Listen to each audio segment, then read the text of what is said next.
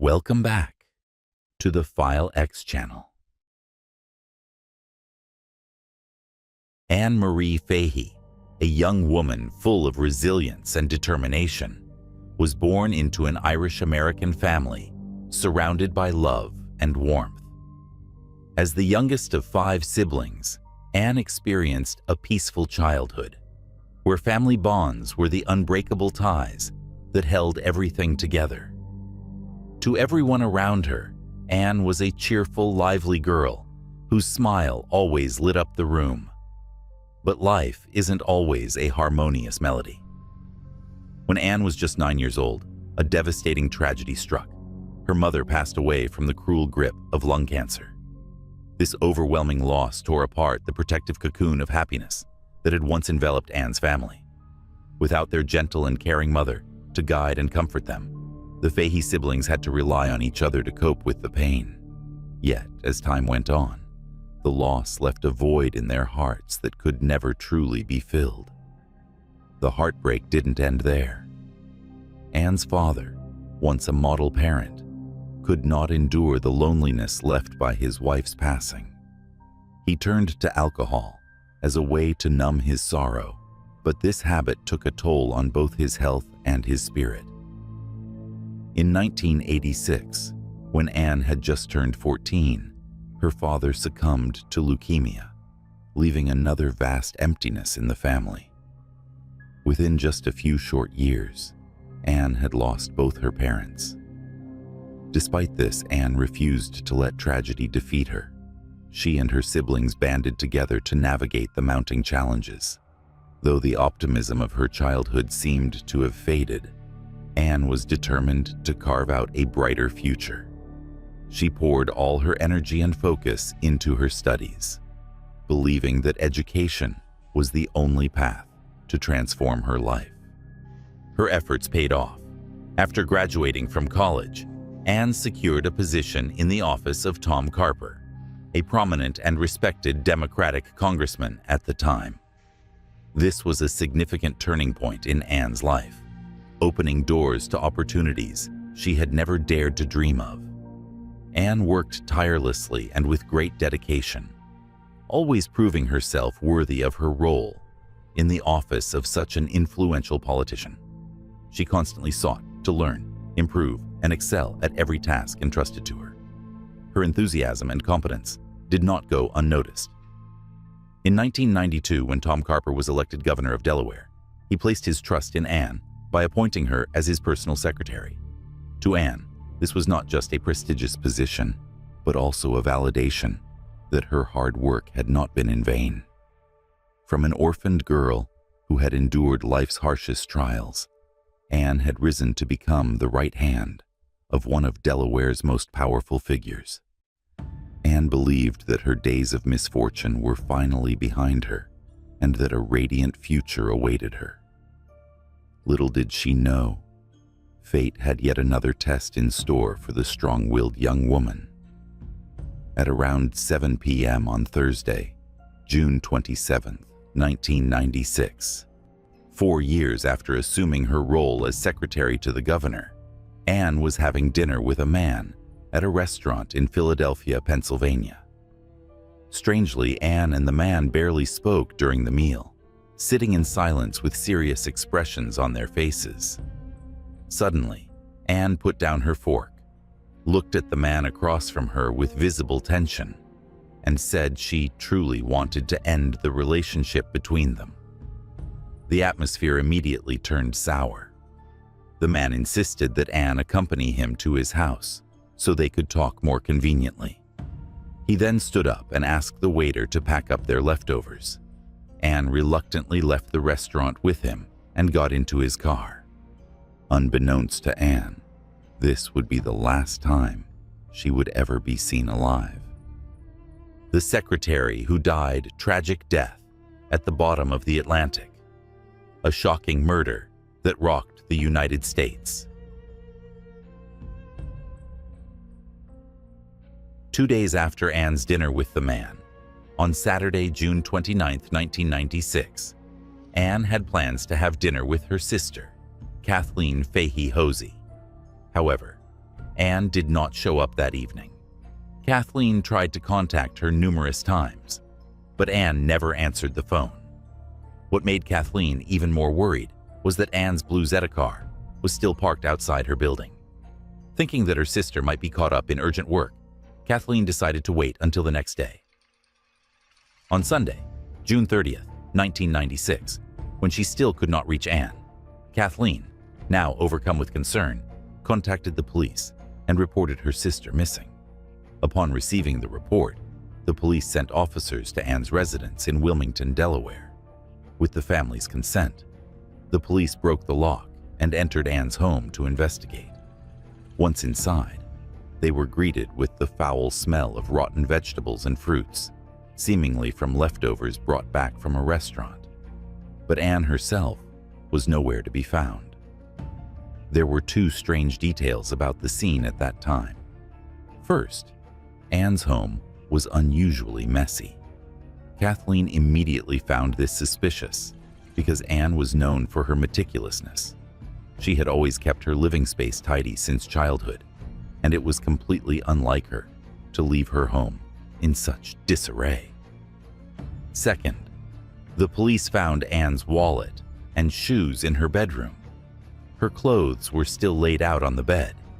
Inside the wallet, her identification documents were intact, but oddly, her house keys were missing. Based on the family's testimony and the circumstances at the scene, the police concluded that Anne had not left the house voluntarily. This led to the suspicion that Anne had been abducted. The police speculated that Anne might have been taken for financial reasons, so they immediately checked her bank accounts, credit cards, and transaction history. From the evening of Thursday, June 27, 1996, when she disappeared. However, no transactions had been made.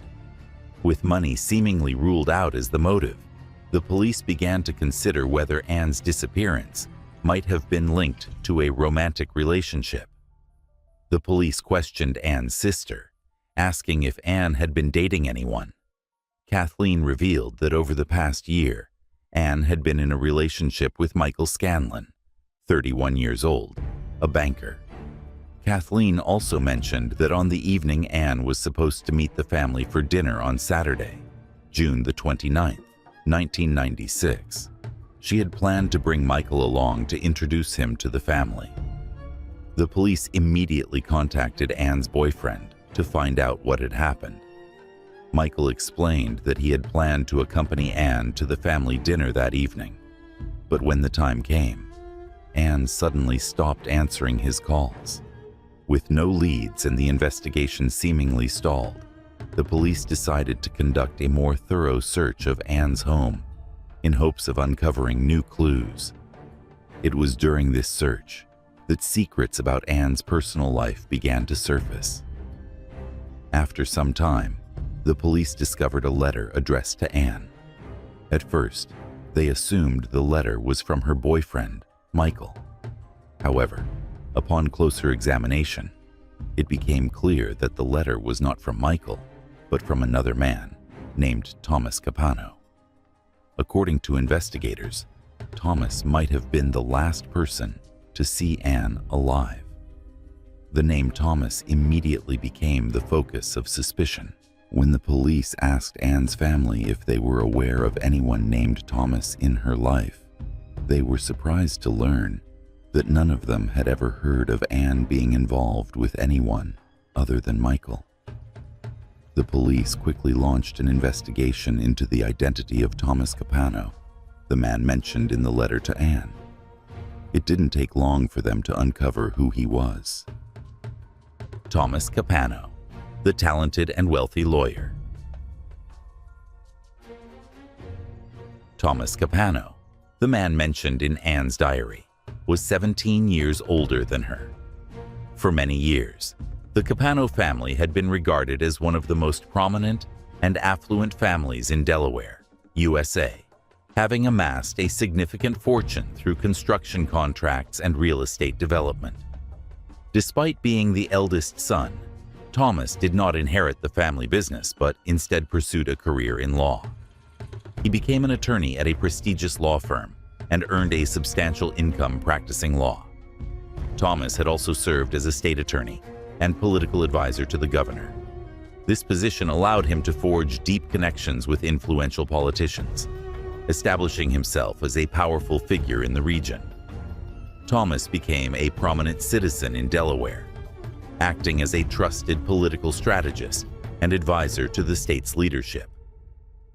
Given his reputation and status, the investigative team initially approached Thomas only to inquire about any knowledge he might have regarding Anne's disappearance. At that point, they had not yet made any direct accusations or drawn conclusions. When contacted by the police, Thomas expressed his willingness to cooperate and agreed to an interview. The police immediately visited his home, where Thomas welcomed them, and the questioning began right away. Thomas initially told the police that he had indeed had dinner with Anne the night before her disappearance. However, he claimed that after the meal, he and Anne simply returned to his home because he had a gift he wanted to give her. He explained that after receiving the gift, Anne had promptly left for her own home, as it was already late. According to Thomas, that was the last time he had seen or spoken to her. Sensing the officer's lingering suspicion, Thomas paused and added that Anne had been struggling with mental health issues. He mentioned that she often isolated herself when under stress, suggesting that everyone shouldn't worry too much and that she would likely return to work on Monday, as though nothing had happened. However, Thomas's indifferent attitude raised further suspicion. The police requested permission to search his home, but Thomas frowned and declined, citing that his daughter was about to visit him shortly. This refusal, coupled with his hesitant manner of speaking, only deepened the police's doubts about the esteemed lawyer. Suspicious lies. Not long after, Inspector Robert Donovan, who was in charge of the investigation, uncovered the first lie told by Thomas. Specifically, Thomas had claimed that on the night Anne disappeared, he stopped at the Getty gas station to buy cigarettes at 10 p.m. However, when questioned, the store clerk at the Getty station confirmed that Thomas had not been there that evening. Moreover, the clerk provided a crucial detail. The gas station had actually closed at 9:30 p.m. Inspector Donovan then questioned Thomas further. He observed that Thomas appeared agitated and uncooperative, even calling in his personal lawyers to assist him, a move that only deepened suspicions about the prominent lawyer. Despite this, there was still no concrete evidence to warrant a deeper investigation into Thomas. The police knew that the most critical task at the moment was to launch a comprehensive search to find Anne as quickly as possible. First, the police returned to Anne's apartment and interviewed her neighbors. One neighbor who lived in the unit directly below Anne's mentioned hearing heavy footsteps coming from upstairs on Thursday night, the same night Anne disappeared. The neighbor further noted that this was unusual, as the footsteps did not match the light and familiar pattern of Anne's regular movements. Instead, the footsteps sounded much heavier and more deliberate.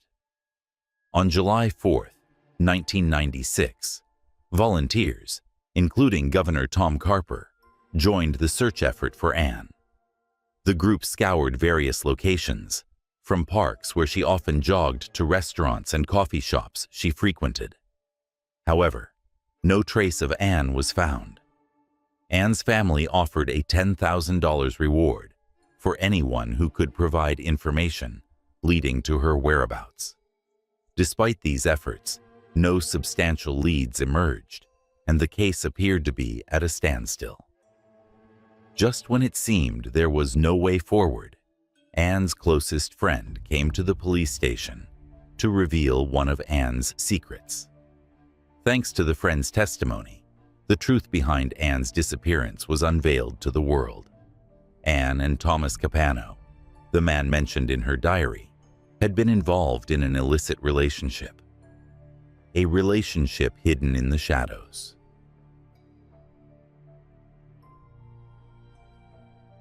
According to Anne's friend, in 1994, 2 years after she began working as the governor's secretary, Anne met a man named Thomas Capano, the eldest son of a millionaire family.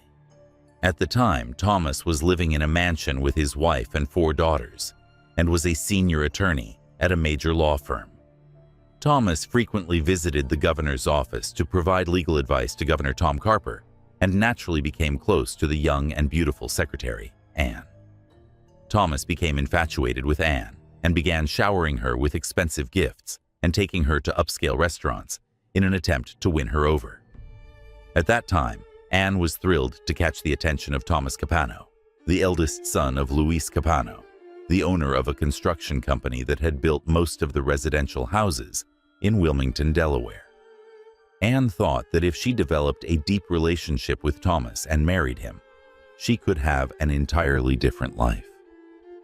Little did she know that she was dreaming of a future with a man who was already married, with a wife and 4 children.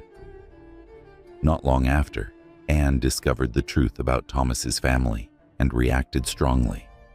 However, Thomas quickly made excuses and promised that he would divorce his wife soon to marry Anne. Despite her love for and trust in Thomas, Anne felt conflicted about her relationship with a married man, especially since he had not taken any steps to divorce his wife. She confided in her closest friends about her struggles, but kept the relationship secret from everyone else, including her family. Over time, Anne began to uncover Thomas's darker side. Behind the wealthy, highly educated, and gentlemanly facade was a cunning, controlling, and authoritarian man. Anne often lamented to her friends that she could not fully trust Thomas. Her biggest disappointment was his inability to keep his promise of divorcing his wife to marry her. In September 1995, Anne decided to break up with Thomas. Around the same time, she happened to meet a 31-year-old banker named Michael. Unlike Thomas, Michael was caring and kind, and Anne quickly fell for him. Ironically, just as Anne's feelings changed, Thomas finally divorced his wife and proposed to her. However, Anne rejected his proposal, stating that she had fallen in love with someone else, a man who, though less wealthy and powerful than Thomas, was younger and knew how to care for her. In 1996, Anne ended her relationship with Thomas and officially began dating Michael. She introduced Michael to her family and told them she planned to marry him soon. Watching Anne date someone else, Thomas became furious, believing she had betrayed him. He called and emailed Anne daily, initially demanding that she break up with Michael, and eventually begging her to come back. When Anne remained unmoved by his words, Thomas grew frustrated and began demanding the return of the gifts he had given her. He even threatened to use his personal connections to ostracize her from the social community. After learning about Anne and Thomas's relationship, the police identified Thomas as the prime suspect and launched an investigation. Suspicious details from the prime suspect, Thomas Capano.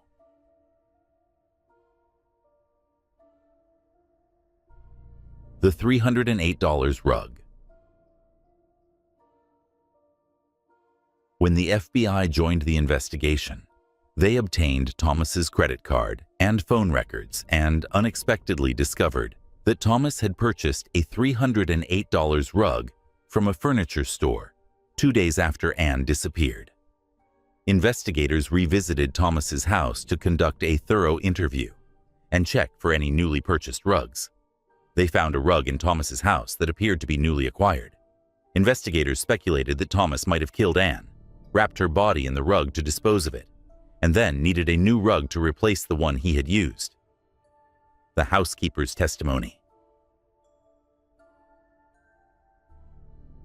At the time, Thomas was living alone in a luxurious rented house after his divorce. Investigators heard a strange story from the housekeeper who cleaned Thomas's rented home. The housekeeper stated that the last time she cleaned Thomas's house was 4 days before Anne disappeared. After she finished cleaning, Thomas told her not to come to the house during the following week. However, 3 weeks later, Thomas called the housekeeper to return to clean the house, and she noticed that the rug in the living room had been replaced with a new one. More importantly, police discovered that Thomas had purchased a blood cleaning agent from a store shortly after Anne disappeared. DNA testing. Based on the evidence and circumstances, investigators requested a court order to search Thomas's house. On July 31, 1996, authorities finally issued a search warrant. Specifically, they issued orders to search Thomas's house and vehicles. During the investigation, police found a blood-stained bottle opener, copies of emails exchanged between Thomas and Anne, and small bloodstains in the main room of Thomas's house. All of these items were sent to the FBI lab in Quantico for analysis. After the initial investigation, investigators determined that it was possible Thomas had disposed of Anne's body alone. However, subsequent information regarding Thomas's brothers caught the attention of investigators and shifted their focus entirely. The Capano brothers. First, it's important to note that Thomas had 3 brothers, Louis, Joey, and Gerard, who all had criminal records. Second, a month after Anne's disappearance, on August 6, 1996, a surprising phone call was made to the police station. The caller, who identified himself as a manager at the construction company owned by Thomas's brother, Louis Capano, told investigators that the day after Anne disappeared, Louis Capano personally ordered the disposal of all 4 dumpsters at a construction site. The manager noted that disposing of construction dumpsters was very expensive, and all 4 dumpsters were not even full. At the time, when questioned about this, Thomas's brother Louis Capano denied ever ordering the dumpsters to be emptied. However, further investigation revealed evidence contradicting Louis's claims. Investigators obtained records of the dumpster disposal from the site office and identified the suburban location where the dumpster contents had been taken. What no one had hoped for was that Anne's murder was now almost certain. The question facing the police at this point was whether her body had been disposed of in the trash or thrown into the sea. No one could answer that question except the perpetrator, and the key piece of evidence they suspected: new rug in Thomas's house. Police use all investigative methods to find clues. By late August 1996, FBI agents conducted a search for the old rug that Thomas had allegedly used to dispose of Anne's body at a landfill. However, despite searching under the scorching sun for 4 days, the agents could not find the rug or Anne's body. On September 6, 1996, investigators finally received the DNA test results for 2 brown stains sent to the FBI laboratory. No one could have predicted that the brown stains found in Thomas's home matched the DNA of missing Anne. However, the presence of Anne's blood in Thomas's house was not enough to arrest him. Investigators needed more evidence. Based on the report from the construction site managed by Thomas's brother, Louis Capano, investigators turned their attention to Thomas's brothers, believing they might have assisted him in committing the crime. Over the course of 11 months, starting in November 1996, investigators monitored another of Thomas's brothers, Gerard Capano. One day, investigators observed Gerard using illegal white substances at a nightclub and collecting unauthorized weapons. On October 9, 1997, the FBI raided Gerard's house. agents seized a significant amount of illegal white substances and weapons from Gerard's home. Surprisingly, all of these items were found in Gerard's son's closet. Because of this, Gerard was arrested on charges related to crimes involving minors. The FBI seized the opportunity to threaten Gerard with a potential life sentence for crimes involving minors, but also offered to help him reduce his sentence if he revealed his brother Thomas's secrets. Initially, Gerard hesitated. However, 1 month after his arrest, on November 8, 1997, Gerard accepted the FBI's offer and decided to tell authorities everything he knew about Thomas's crime. The truth is revealed. Gerard stated that back in February 1996, 5 months before Anne's disappearance, Thomas had contacted him and complained about someone threatening to kill his family. Thomas told Gerard that he would personally handle the person threatening him, but he needed Gerard to lend him a boat to dispose of the body. On Friday, June the 28th, 1996, the day after Anne disappeared, Thomas called Gerard to borrow the boat he had mentioned earlier and arranged to meet at 6 a.m. Gerard told his brother Thomas that he didn't want to be involved in disposing of a body, but due to Thomas's insistent pleading, Gerard reluctantly agreed to help transport the body. Gerard and Thomas transported a cooler containing Anne's body to Stone Harbor, New Jersey, where the boat was waiting. At the time, Gerard believed the cooler might contain a stranger who had threatened his brother's family, unaware that it was Anne, the woman Thomas had been secretly involved with. The brothers took the boat 120 kilometers out into the Atlantic Ocean.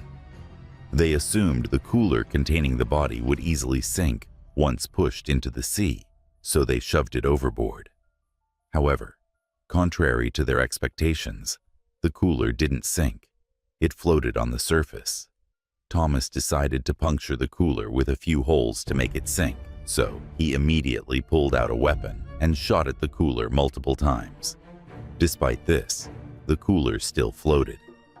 Thomas then retrieved the cooler, secured it with anchor chains, and submerged it into the water. After disposing of the cooler, Gerard and Thomas returned to land and went to Thomas's rented house to clean it up.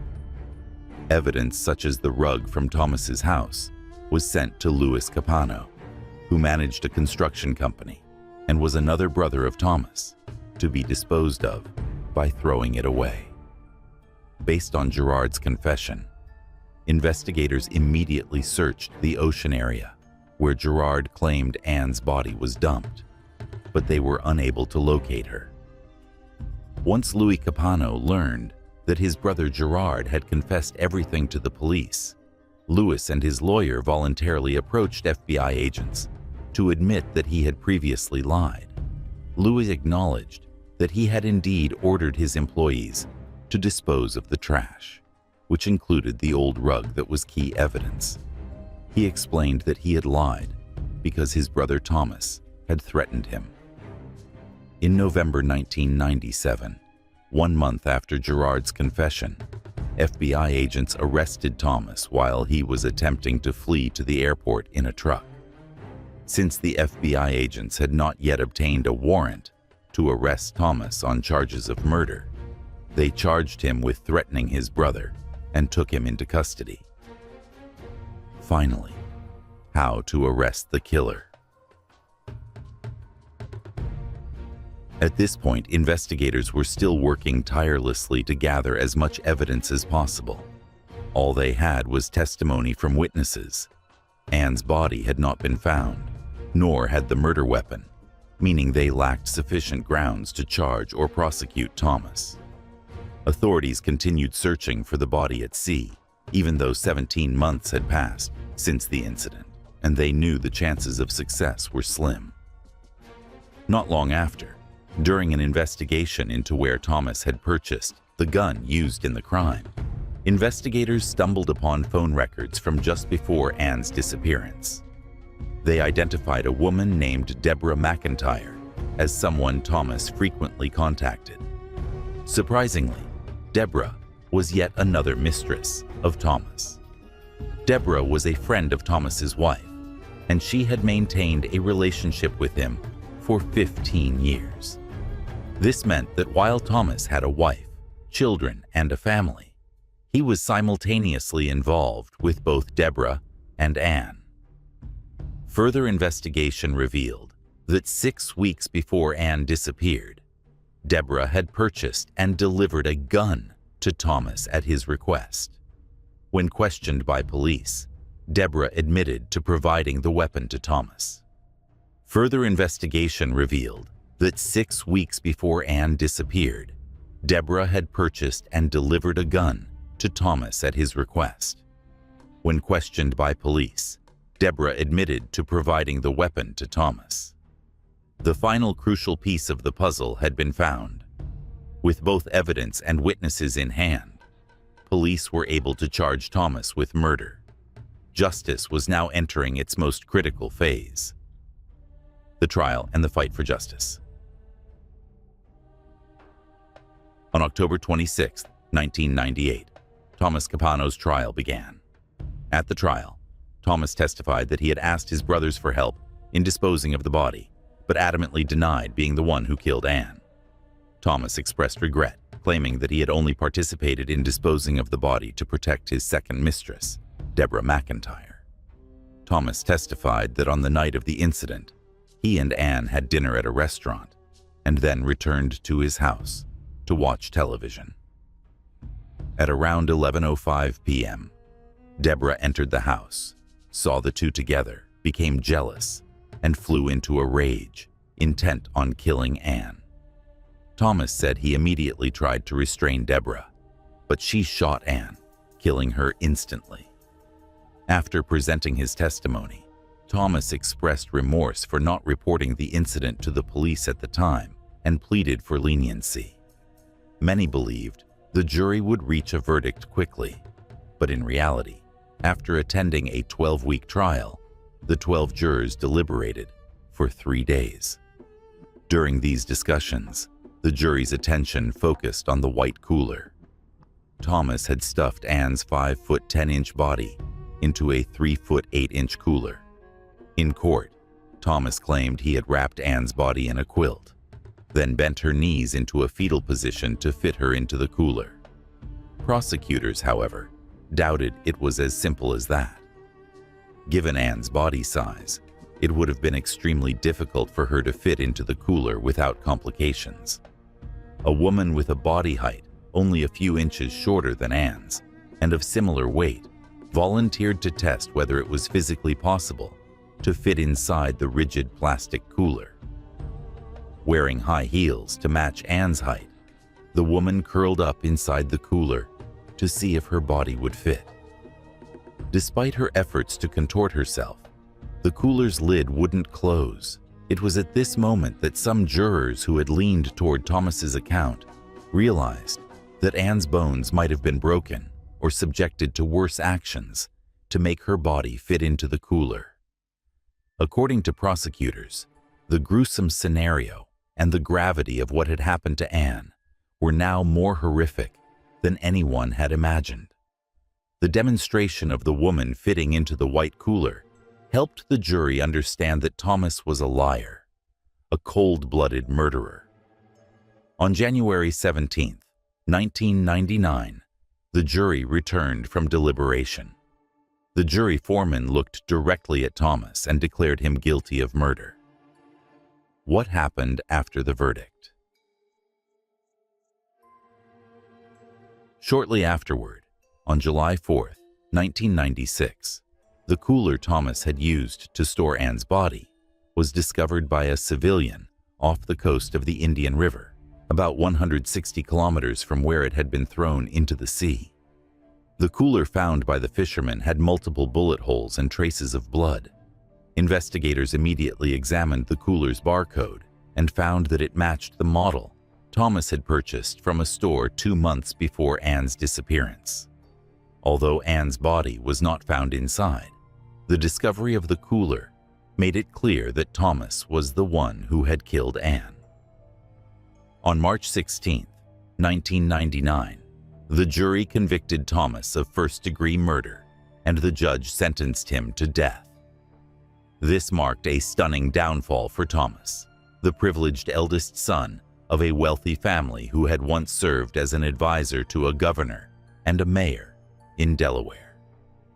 What caused even more public outrage was the fact that this was one of the very few first-degree murder cases in the United States where critical evidence, such as the victim's body, was missing. Thomas immediately appealed the verdict, but was unsuccessful. It wasn't until 2006, after years of relentless appeals, that Thomas's death sentence was commuted to life imprisonment.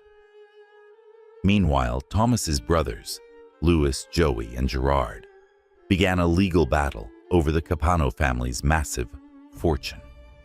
The Capano brothers fought over every penny without mercy, even criticizing their eldest brother, who was imprisoned. On September 19, 2011, Thomas Capano, 61 years old, died of a heart attack in prison. Once a wealthy and renowned attorney in Wilmington, Delaware, Thomas Capano lost everything due to his greed and stubbornness. Beneath the facade of respectability and high status was a cunning wolf with a heart incapable of compassion, willing to kill to get his way. The true face of this millionaire attorney was only exposed after Anne's untimely death. As for Anne, one can only express sorrow for a young woman who needed care and protection, but tragically chose a despicable man like Thomas. When she began to see his true nature and sought to move toward a stable relationship, disaster struck her. Perhaps it is hard to predict whether, in a seemingly peaceful life, something terrible may be just around the corner, waiting to strike at any moment.